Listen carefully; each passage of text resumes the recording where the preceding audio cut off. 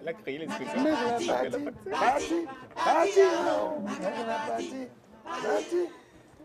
Ok, on va continuer cette émission. Joe, je ne te réponds pas.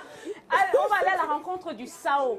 Il me souvient que quand on était à l'école primaire, qu'est-ce qu'on disait? La La civilisation civilisation Sao. de la terre cuite. Voilà. Donc, Wow. ça fait du bien de Ah ça, oui. hein, on le dit en chœur. Hein. Civilisation Sao, civilisation de la terre cuite. Et donc, c'est conçu dans ce projet-là, Bobo et Noupi, porté par un groupe de jeunes. Ils sont 5, mais ce soir, on en aura 2 avec grand plaisir.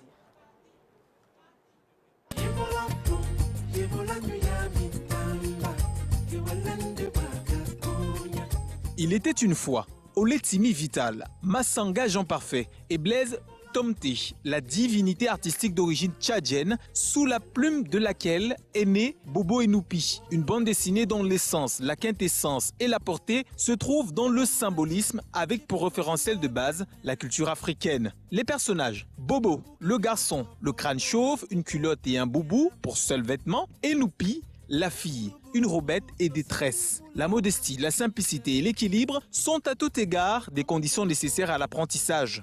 Puis les décors, les plaines, les montagnes, un univers coloré et surtout paisible qui est le reflet de la perception que les auteurs ont de notre Afrique, ou tout au moins la perception du destin qu'ils lui souhaitent. Et enfin, ce que l'on apprend. Bobo et Noupi sont 2 jeunes enfants qui vont décrypter cet univers merveilleux au fil de leur curiosité, mais surtout de leurs aventures. Dans la première édition, par exemple, ils iront à la rencontre du dernier Sao. Bonne nouvelle, si les personnages ne sont pas là, leurs auteurs au moins viennent nous rendre visite ce soir sur le plateau de C'est comment.